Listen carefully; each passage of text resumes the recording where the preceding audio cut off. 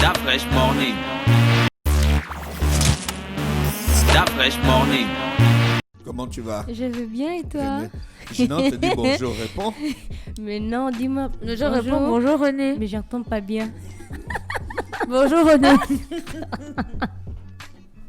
Comment ça va? Comment tu as passé le week-end? Ça va à la maison avec les enfants qui n'ont pas encore pris les vacances de Noël. Donc c'est mercredi. Bon, certains ont pris les vacances la semaine passée, d'autres c'est mercredi. Et demain, puis, demain. Demain, oui, demain c'est mercredi et puis ils vont reprendre le 4 janvier. D'accord, ok. Et les awards, ça se passe bien? Oui, ça se passe bien, les votes continuent, ça monte, ça descend, certains sortent, d'autres sont là, tranquille, la cérémonie. La cérémonie, c'est samedi, je pense que tu as reçu ton billet. D'accord, donc moi aussi j'ai reçu, on attend. D'accord, Tenue ok. chic. On parle de quoi ce matin? On va parler de la généralité sur les Okandais. Donc tu as un ami Okandais? Je n'ai jamais vu un Okandais de Non. ma vie. C'est ce que je te dis en fait. Tu as tellement d'amis, tu peux pas savoir quelle est Non, je l'ethnie connais directe l'ethnie de tous mes amis. Oh, la fraîche. Ah oui? Ah. Ah oui? C'est quoi mon ethnie? Ton ethnie, tu es Ntsebi. Oh, bon, tu connais Simba? Simba, oui, Baponga. Bon, hormis Bapunga. Baponga, c'est le seul Simba que tout le monde connaît. Au Ah, Gabon. tu as vu, je voulais dire même. Hormis Bapunga, tu connais Ingrid aussi, Ingrid. Ingrid. Ingrid et Ingrid puis et Régis Massimba. Ingrid, elle est Simba. Oui, Simba Ingrid. du Roi Lion. Oh. Même Régis Massimba, tu n'entends pas Massimba. Oh, la fraîche. Régis l'enfant Simba. La fraîche. Massimba. Ah. Mais demande-lui, Quand ils sont nés, les Oui. années comme ça. tu vois pas que... Demande à Régis Massimba, il va te Donc dire. c'est à cause de son Simba là Non, que tu c'est dis. pas à cause de ça, Mais il tu est as dit, Simba. mais tu as dit, tu n'as pas enregistré ma Simba. Donc Goto, il est Simba Dis-moi encore directement. quelqu'un que je... Dis-moi encore une ethnie. Donc tu as dit que tu connais les Okandais. Je Non, ne tu ne connais connais aucun. Tu aucun. connais les Bakota. Oui, Bakota. oh, je connais le quota. Tu connais les Bakota. Oui, Ouais. on a Python. Un pote qui s'appelle Python. Enfin, Mon gars fait s'appeler Python. Mais ça, c'était son nom, Python. Non, moi, je connais les quotas garçons Non, et moi filles je aussi. connais celui qui vient après moi, il est Kota. D'accord. Donc oui, je connais Kota. Donc aujourd'hui, on va voir la généralité sur Je connais Min. J'ai appris avec un Minchoro, il n'avait pas de prénom. comment quelqu'un appelle le Il prénom s'appelait d'Afrique. Mayagi Mwanambachi. Mana. Mayagi Mwanambachi. Et pourquoi tu as retenu son nom? Parce que c'était extraordinaire dans la classe. Il n'a pas de prénom. Il n'a pas de prénom. Bah si, il avait un prénom, mais un prénom. Non, Kota, du je coup. sais qu'il y a les prénoms. Il y a des prénoms comme Diel, Ici, Igei. Tu vois, Ah. les frangins de Oui. car. Mais peut-être que son prénom c'était Yellow, en langue. Le bois. Ouais. Peut-être ouais, que ouais. c'était en langue son prénom, mais Pourquoi ben- tu dis le bois? C'est Liboué. Le bois. C'est le bois. le bois, mais ben, Le voilà. bien. Le bon. Ah, c'est bon, c'est ça, hein? Quand on dit liboué là, c'est francisé, c'est le bois. Ah, d'accord. C'est en débit. Non, je ne connais aucun Okandais. Est-ce que je connais? Je dois connaître les Okandais. Donc, on va parler de la généralité sur les Okandais. Donc, Okandais, c'est le singulier du mot Mokandé, et ce peuple partage avec les Apinji et les Togo des liens linguistiques et historiques. Donc, selon certaines traditions, il s'agirait de peuples apparentés. Ils appartiennent au groupe dit Mambé, où l'on retrouve les Okandais, les Apinji, les Simba, les Vové, les Togo, les Evia et les Kota-Kota. Il faut rappeler que les Okandais ont côtoyé les Enenga, donc les deux peuples se comprennent. Les Okandais se sont installés au Gabon au XVIe siècle et leur présence dans les régions du Moyen-Ogooué et de l'Ogooué-Ivindo date de cette période-là. Leur terroir se situe à la limite des deux régions. Ils viendraient du Haut-Ivindo, un village appelé Nongonoé situé au sud de Makokou. Puis il y a eu la création d'autres villages au fil des migrations. Mbalikolo, c'est le plus important. Donc certaines traditions orales, donc quand on dit certaines traditions orales, c'est parce que Hubert Deschamps peut faire des recherches et il s'arrête en 1960-1950 et un autre va venir faire des recherches, il va un peu plus creuser jusqu'à 1930-1940. Voilà pourquoi on dit certaines traditions orales font état d'un circuit migratoire qui aura emmené les Okandés vers l'estuaire du Gabon avant de revenir vers l'intérieur du pays pour échapper à la traite négrière et aussi à la fraîcheur. Tu vois que je ne suis pas la seule à avoir froid à chaque fois. Non, toi, tu abuses. Ok. Donc, combien sont-ils au moment de, au moment de la cession du Gabon à l'indépendance? Les Okondais étaient parmi les peuples les moins nombreux et leur nombre décroissait dangereusement, comme chez les Évia et aussi les Simba. Mais plus que ces deux peuples, le nombre de villages occupés était quand même important par rapport à la population. Il y avait une quarantaine entre 1940 et 1960, puis une vingtaine à partir des années 1980. Donc, il y en a quelques villages qui subsistent dans la savane sur la rive gauche, entre le confluent de l'Okano et l'ancien poste de Bou. Et c'est quoi? Tu te rappelais que tu... C'est-à-dire qu'on dit entre 1940. Oui, et 1960, il y avait une quarantaine. Le Gabon a été découvert. Le Libreville a été créé en 1492. Hein? 1400 quoi? 92 C'est ça qu'on dit au lycée, non? De C'est ce qu'on nous dit 1492 de Christophe souvent. Colomb. C'est ce qu'on nous dit souvent au lycée, non? Bon, en 1215, il y avait quoi ici? Mais il y avait les... C'est sûr qu'ils étaient plus dans la forêt, en fait.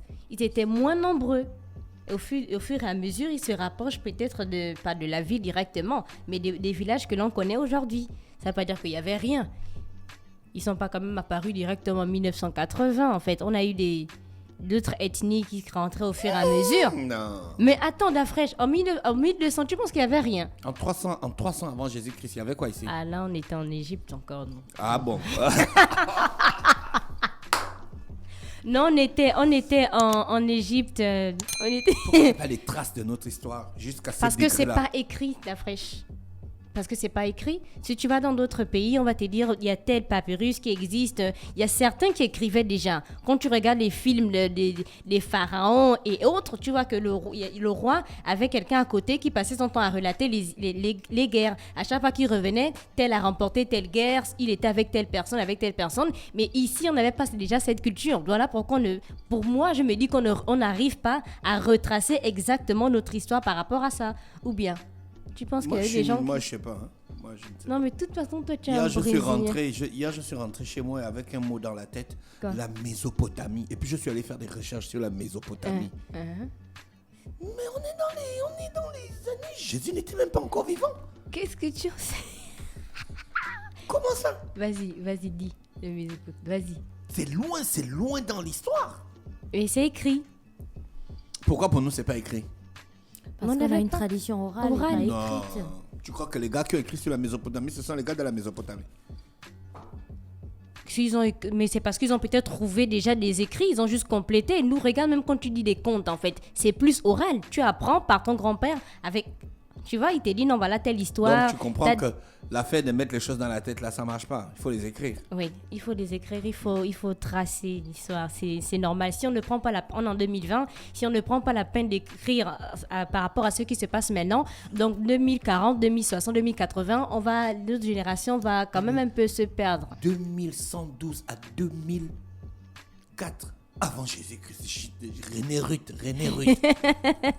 C'est-à-dire que nous, on ne pensait même pas, on n'existait même pas en fait. Il y a certains qui étaient en Égypte, je te dis. Qu'est-ce que tu en sais? Hein?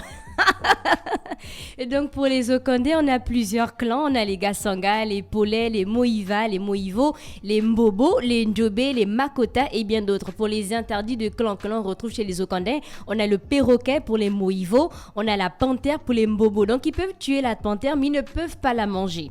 On avait aussi des rois, Misamba. Pourquoi ils tuent la panthère et puis ils ne peuvent pas la manger? Ça n'a pas trop de sens. C'est leur totem. Mais ils peuvent tuer leur totem, mais ils ne peuvent pas manger leur totem. Tu m'as mal parlé ici parce que je mange le sanglier. Ok, dans son jus.